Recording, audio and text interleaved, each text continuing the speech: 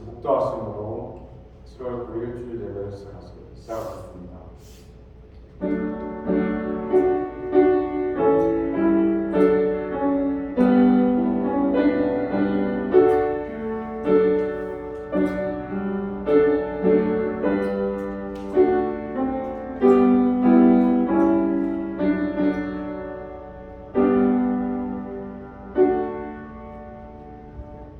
여호와께서 말씀하시되 오라 우리가 서로 변론하자.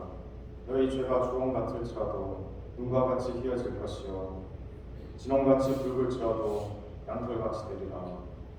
너희가 즐겨 순종하면 땅의 아름다운 소산을 먹을 것이요 너희가 거절하여 배반하면 칼에 선 키우리라. 여호와의 입의 말씀입니다.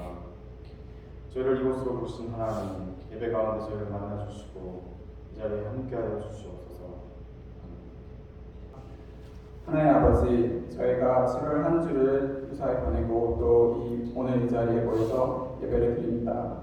7월에 이렇게 시원한 날씨를 허락해 주시고 또 하나님 앞에 나아가 예배를 드릴 수 있게 하심에 감사드립니다. 이번 주에는 미국의 독립기념일 행사가 있었습니다. 폭죽으로 인한 사고 없이 무사히 보낼 수 있음에 감사드리고 또 비록 저희가 타지에서 왔으나 이 땅에서의 삶과 믿음의 자유를 누릴 수 있도록 허락하여 주심에 감사드립니다. 주님, 오늘 예배를 위하여 기도합니다. 이 예배가 부디 하나님 보시기에 좋은 예배로 온전히 드려지기를 원합니다.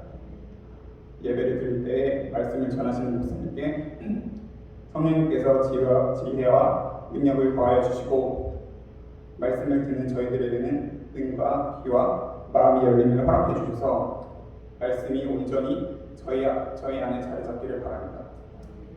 또 다음 한 주를 살아갈 때에 일상에서도 겨자씨만한 믿음을 잘 지키고 주님 모습을 닮아가는 은혜가 있기를 바랍니다. 오늘 이 자리에 함께하지 못한 성도들도 주님께서 기억하여 주시고 그들의 삶 가운데 동행하여 주시길 바랍니다. 또 오늘 드리는 물질과 시간을 주님께서 기쁘게 받으시고 또 주님께서 저희에게 허락하시는 물질과 시간을 하나님께 영광을 위하여 온전히 쓰여지기를 원합니다. 주님 또한 주변에 어려움을 겪고 있는 이들을 위하여 기도합니다.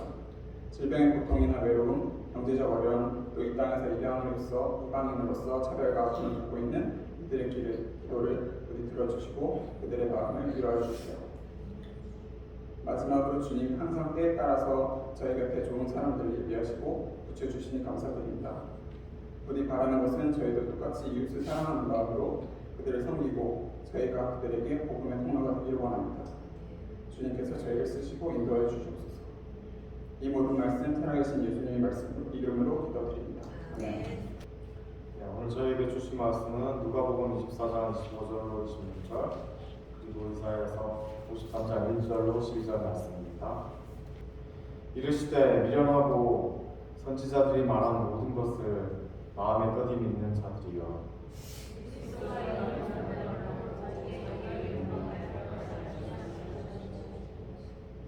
우리가 전한 것을 누가 믿었느냐? 여호와의 팔이 누구에게 나타나느냐?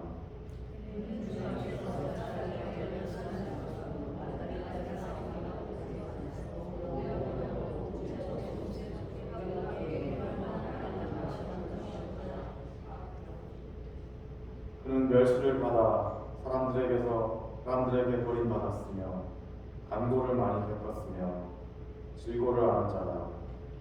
마치 사람들이 그에게서 얼굴을 가리는 것 같이 멸시를 당하였고 우리도 그를 귀히 여기지 아니하였도다.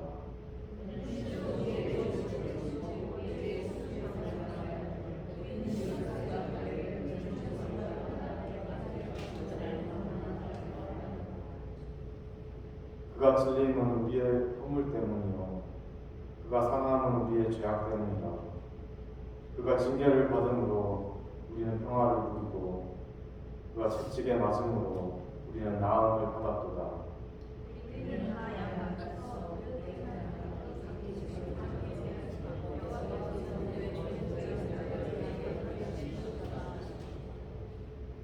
그가 곤욕을 당하여 괴로울 때에도 내 입을 열지 아니하였으며 마치 도수장으로 끌려가는 어린 양과 털 깎는 자 앞에서 잠잠한 양같이 그의 입을 열지 아니하였도다.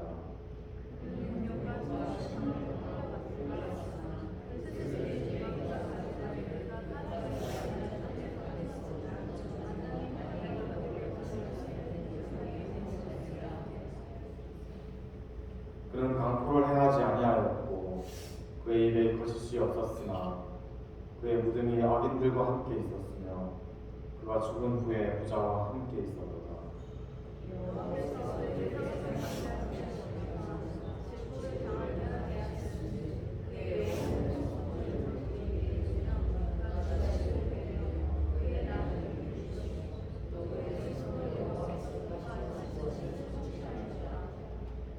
그가 자기 영혼에 수고한 것을 보고 만족하게 여길 것이다. 나의 의로운 종이 자기 지식으로 많은 사람을 의롭게 하며 또 그들의 죄악을 친히 담당하리로다.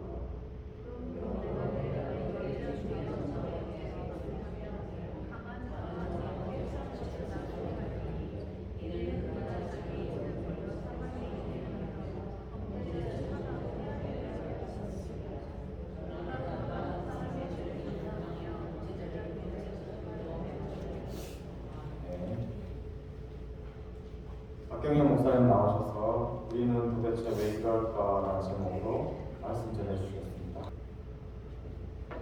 지난 한 주간 잘 지내셨습니까?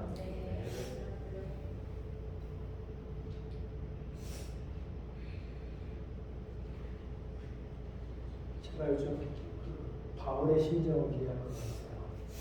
눈에 뭐가 낀 것처럼 잘 안 보입니다. 이사야가 활동했던 시기는 8세기 후반 정도입니다. 기원전. 이사야가 활동할 때 이스라엘을 다스렸던 왕들은 요담, 우시야, 아하스, 히스기야 이런 왕들이었습니다. 이 시대는 정치적으로 굉장히 불안정했고 이스라엘 주변 국가들이 이스라엘을 훨씬 다 넘어오고 있었어요. 그리고 이스라엘 사회 내부적으로도 도덕적 타락, 종교적 타락이 아주 극에 달한 때였습니다. 종교적 위선, 종교적 타락, 도덕적 타락이 이스라엘을 나타내는 말이다라고 말해도 틀리지 않을 정도의 시대 환경일 때 이사야가 활동을 했습니다. 이렇게 정치적으로, 종교적으로, 사회적으로 이스라엘의 문제가 많을 때 이사야는 하나님의 부르심을 받았습니다.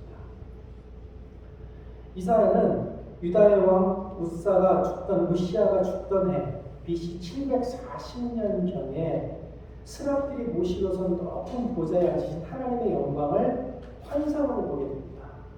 그리고 그 거룩한 환상 앞에서 자기 스스로를 뭐라고 평가하냐면 내가 또 주의 목소리를 들으니 주께서 이르시되 내가 누구를 보내며 누가 우리를 위하여 갈고 하시니 라고 하는 그 말씀을 듣습니다. 그 말씀을 듣고 그 말씀에 압도되어서 이사야가 뭐라고 말하냐면 내가 여기 있나이다. 나를 보내소서. 그러니까 이사야는 내가 처음부터 선지자가 되겠다라고 작정을 하고 선지자가 된 사람이 아니에요. 환상을 받고 환상 속에서 보여지는 하나님의 그 거룩함에 짓눌렸고 그 짓눌리는 가운데 하나님의 말씀이 들리니까 자기도 모르게 그 말씀에 응답한 겁니다. 내가 여기 있으니 나를 보내십시오.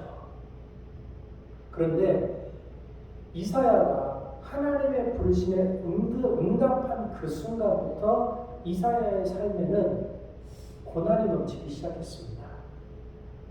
이사야가 하나님의 소명을 받은 그 순간부터 이사야의 삶은 평탄치 못했고 고난으로 가득 찬 삶으로 변했습니다. 왜 그랬을까요? 이사야가 받은 그 사명에서 이유를 찾아야 합니다. 이사야서 6장 9절로 10절을 보면 이런 말씀이 있습니다.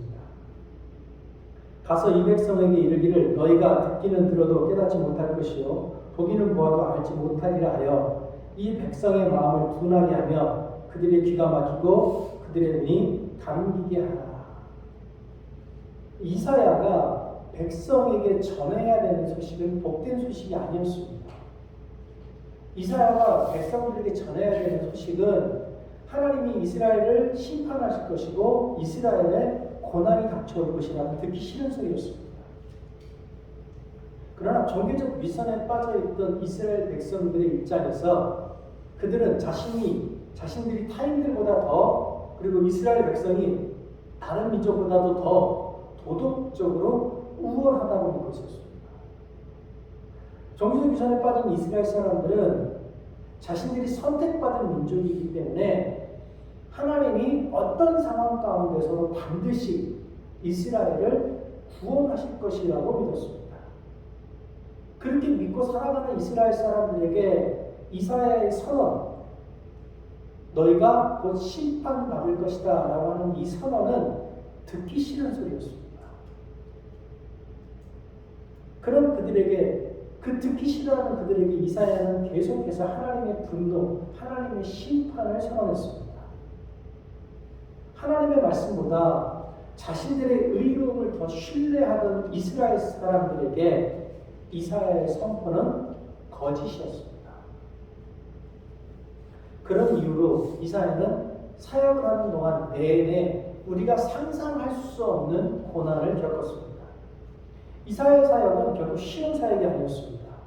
이사야는 예루살렘이 함락당할 것이라고 하는 그 비극적인 현상을 겪었고요.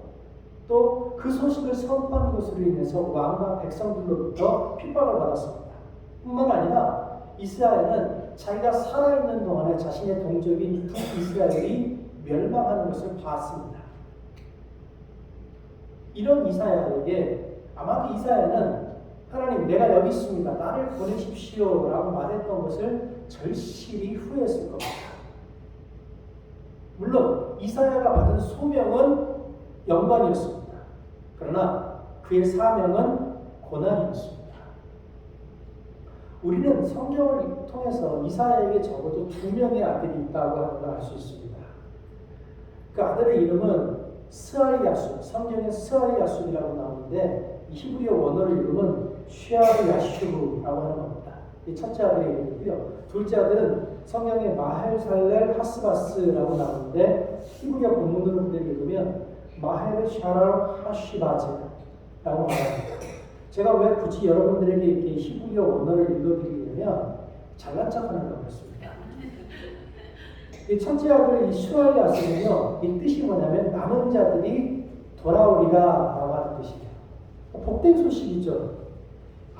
이 아수르와 바벨론 제국이 이스라엘을 침공함에도 불구하고 이스라엘의 백성이 다시 결국 예루살렘으로 돌아올 거라는 예언의 의미를 담고 있는 뜻입니다. 그런데 이 이름의 뜻을 잘 생각해 보셔야 돼요. 이스라엘 백성이 예루살렘으로 다시 돌아오려면 뭐가 전제가 돼야 돼요? 잡혀가는 게 전제가 돼야 돼요.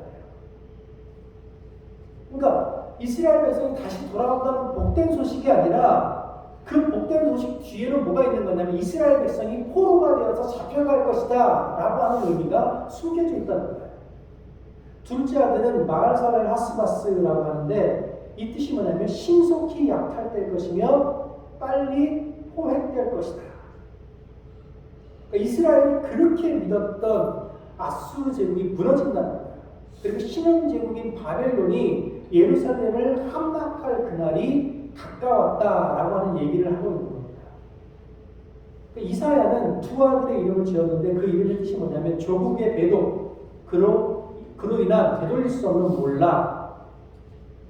여러분, 우리가 자식을 낳아서 우리 자식의 이름을 짓는데 그 자식의 이름이 조국의 멸망, 둘째 이름이 그 일이 곧 임할 것 이라고 한다면 우리 삶이 얼마나 불쌍하겠습니까? 자식을 낳는 건 기쁨을 낳는 것이고 희망을 낳는 겁니다. 그런데 이사야에게 있어서 두 아들의 이름은 절망이고 비극이었습니다. 이사야는 두 아들의 이름을 부를 때마다 이스라엘의 멸망을 떠올려야 했습니다. 뿐만 아니라 이사야는 사람들의 마음을 즐겁게 하는 말보다는 왕들과 공족들의 방탕, 그들의 자만, 음란, 타락한 한 현실을 지적하는 말들. 그래서 전무후무한 하나님의 심판이 이스라엘에 임할 것이라고 하는 말을 계속 전해야겠습니다. 그런 말을 전하는 사람도 힘들어요. 그런 말을 들어야 하는 사람도 힘들지만 그런 심판을 선언해야 하는 사람도 힘든 겁니다. 그런데 그 말로 인해서 당하는 고난 또한 이사야가 힘들게 했습니다. 이스라엘 사람들이 쓰는 예루살렘 탈무드라고 하는 책이 있는데요. 이 책에 보면 이사야는 노후에 므낫세 왕의 폭력적인 박해에 대해서 끝내 반토막 나서 죽었다고 기록되어 있습니다. 제 생각엔 여기 있는 여러분들 중 누구도 이사야와 같은 삶을 살고 싶다라고 생각하는 분은 없을 겁니다. 여기 있는 누구도 내 자식의 이름을 조국의 멸망, 속히 그 일이 이루어질 것이다 라고 짓기를 원하는 분이 없을 겁니다. 여기 있는 우리 중 누구도 죽을 때 반토막이 나서 죽고 싶은 사람은 없을 겁니다. 마찬가지로 여기 있는 우리 중 누구도 죽을 때 예수님처럼 십자가에 달려서 비참하게 죽고 싶은 사람은 없을 겁니다. 그런데 왜 그리스도인들은 수천 년 동안 이사야라고 하는 그 사람이 쓴 그 책을 그렇게 사랑했을까요? 왜 우리는 이사야서를 통해서 이사야에 나타난 그 비극을 통해서 정말로 우리가 하나님의 사랑을 경험하게 된다고 말할 수 있을까요? 왜 도대체 이사야서에는 고통스럽고 아픈 이야기가 가득 차 있는데 많은 그리스도인들이 그 이사야서를 사랑했습니다. 이사야라고 하는 이 이름의 히브리어는요, 예샤야후라고 하는 말입니다. 예샤와 야후의 복합명사인데 직역하면 여호와의 구원이라고 하는 뜻입니다. 그러니까 여호와의 구원이라는 이름을 가진 사람이 계속해서 이스라엘 백성에게 너희가 곧 멸망할 것이다 라는 선언을 해요. 그래서 이사야서를 읽다 보면 우리가 이해되지 않는 선뜻 받아들이기 어려운 난제에 부딪히게 되는 겁니다. 이스라엘은 아주 절망스러운 상황 가운데 놓여 있었어요. 그런 상황에서 이스라엘이 그토록 바라고 열망하는 메시아는 이사야가 선언하고 있는 그런 메시아가 아니었습니다. 절망스러운 상황 가운데 있는 이스라엘 사람들에게 이사야가 선언하는 그 메시아는 너무나 초라하고 나약한, 그래서 동시 받아들이고 싶지 않은 그런 상황이었어요.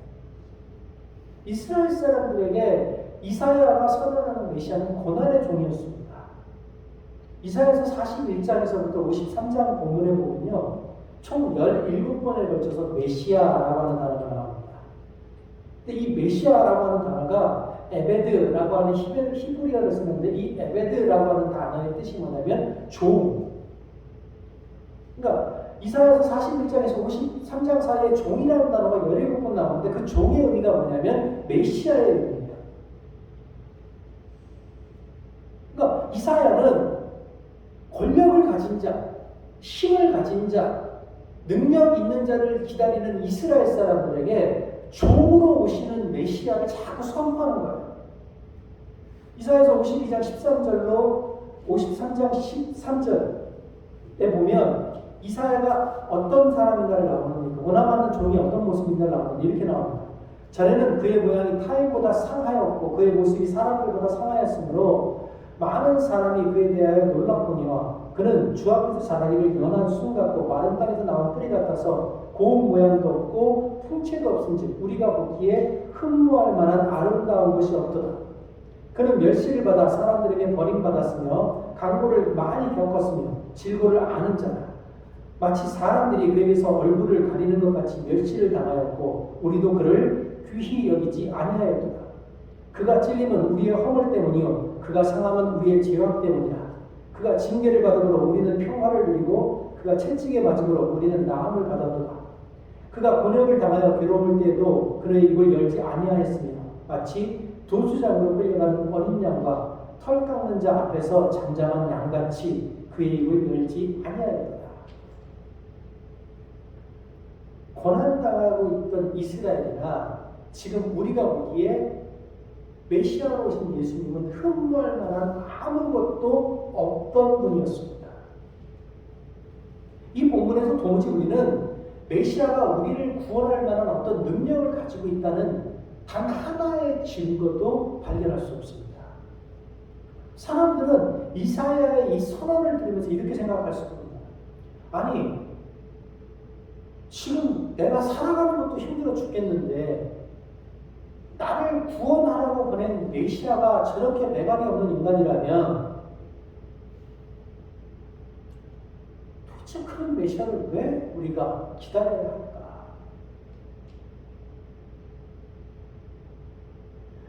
우리를 구원하시러 오시는 하나님이 돈이 좀 많았으면 좋지 않겠습니까?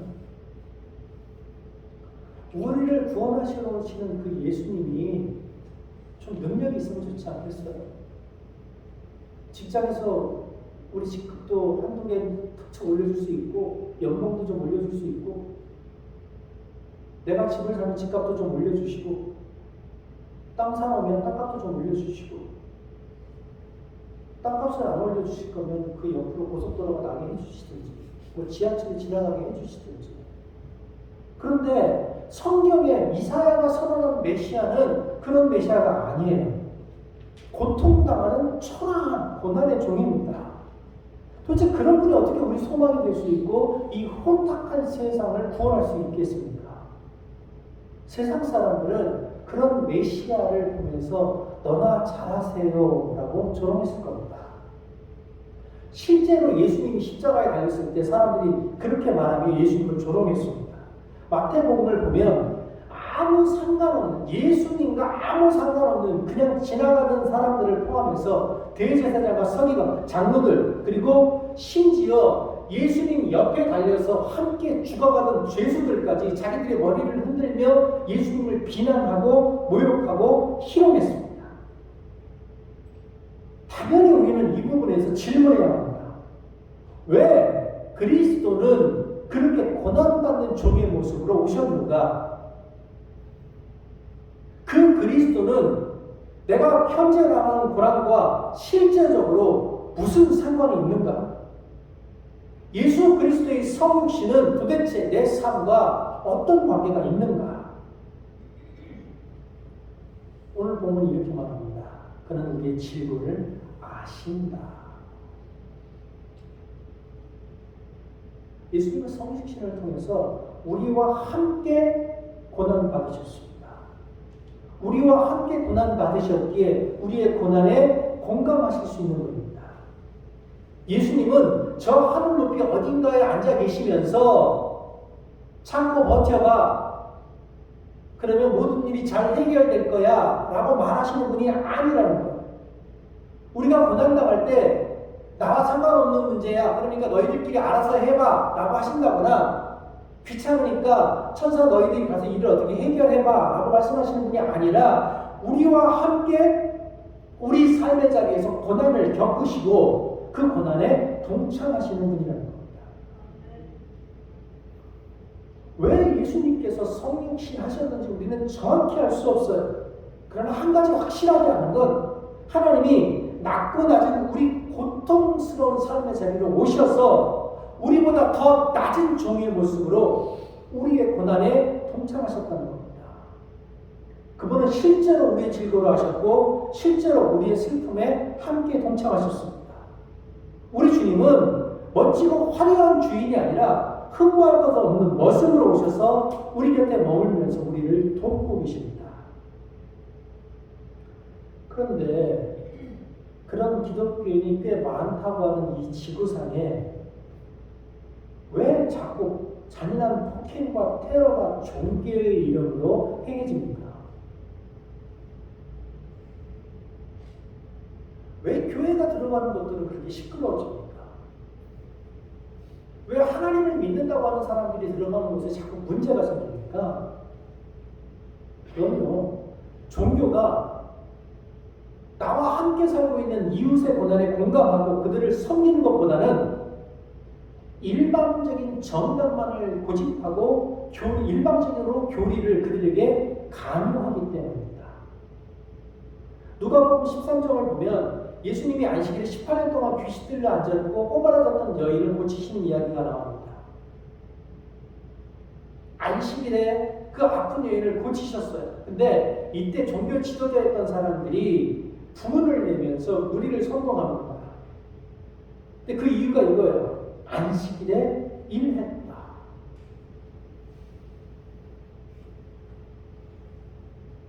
18년을 아팠어요. 18년을 아프다가 오늘 예수님을 만났어요. 종교 지도자의 입장은 이겁니다. 오늘 안식일이니까 18년 아팠는데 하루 더 아픈다고 뭐 그렇게 큰 문제가 되냐? 그러니까 하루 더 기다려서 안식일이 지나고 고치면 되지 않냐? 18년을 아파보지 않았기 때문에 그렇게 말할 수 있는 겁니다. 그 18년간 겪었던 그 고통이 무엇인지 전혀 공감할 수 없기 때문에 그렇게 말하는 겁니다. 여러분, 이버건이라고 하는 그 코미디언을 아십니까? 이분이 빚이 참 많았답니다. 빚이 참 많았는데 참 많은 와중에 잘 갚다가 한 7억 정도 남았을 때 후배들과 함께 술자리에 갔답니다. 그런데 후배들과 함께 술자리에 가서 술을 마시면 굉장히 오래전 얘기인데 한 50만 원씩 나왔대요. 그러면 이봉원 씨가 한번 술값을 내면 그 다음에는 최양락 씨가 내면 그 둘이 돌아가면서 술값을 냈는데 그날 최양락 씨가 이상하게 술을 많이 마시대요. 그리고 술값을 자기가 낼 차례인데 자빠져 자고 있더랍니다. 그래서 이봉원 씨가 어쩔 수 없이 돈 50만 원을 냈답니다. 그랬더니 후배들이 이렇게 말하더래요. 형님 빚 7억 있잖아. 근데 또 여기서 형님이 50만 원을 내면 됩니까? 그랬더니 이봉원 씨가 이렇게 말했답니다. 7억 50만 원이다. 여러분, 이 문제와 다른 문제예요. 18년하고 하루나 이것과 7억이나 7억 50만 원과는 전혀 다른 문제입니다. 그런데 이 종교 엘리트들의 눈에는 정답만 보이는 거예요. 고통당하고 있는 그 여인은 보이지 않아요. 그러나 예수님에게 안식일보다 먼저 그 여인의 고통이 보이셨어요. 우리도 마찬가지죠. 우리도 슈퍼맨이나 슈퍼우먼 가정에서 우리 자녀들에게 우리의 욕심을 강요하면서 상처를 입을 때가 참 많습니다. 자녀들에게만 그렇습니까? 부부 사이에도 그렇죠. 이웃에게도 마찬가지입니다. 칼날이 사람을 찌르는 게 아닙니다. 우리의 날카로운 말들이 정답으로 포장되어서 칼보다 더 아프게, 더 깊숙이 우리와 대화하는 사람을 찌를 때가 많습니다. 저도 그렇고 우리 모두가 그렇죠. 우리 아내들에게, 남편들에게, 아이들에게, 이웃에게, 동료들에게 우리 모두 다 가해자로서 자유롭지 못한 사람입니다. 정치 싸움도, 가족의 문제도, 구속 싸움도 다 정답의 문제예요. 내가 안다고 느끼는 거죠. 에덴 동산도 별반 다를 게 없었습니다. 에덴 동산에서 왜 선악과를 따먹었습니까? 아담과 하와는 선과 악에 대해서 주도권을 잡고 싶었던 거예요. 근데 아담과 하와가 그랬던 것처럼 우리도 지금 선과 악에 대한 주도권을 잡기 위한 그 넘지 말아야 할 선을 넘기 위해서 유일한 진리이신 그 하나님보다 높은 자리에 서기 위해서, 아니 어쩌면 이미 하나님보다 내가 더 높은 자리에 서 있다라고 말을 하면서 믿으면서 나는 정답을 알고 있다, 나는 선하고 너는 악하다라고 주장하면서 우리 주변 사람들에게 깊숙한 상처를 남기고 있을지도 모른다는 겁니다. 왜 우리는 그저 우리 옆에 사람들이 울 때 같이 울어주고 웃을 때 같이 기뻐해 줄 수 없습니까? 왜 도대체 우리는 그렇게 타인을 아프게 하며 살아갑니까? 왜 우리는 도대체 그렇게 살아야만 합니까? 기도하겠습니다.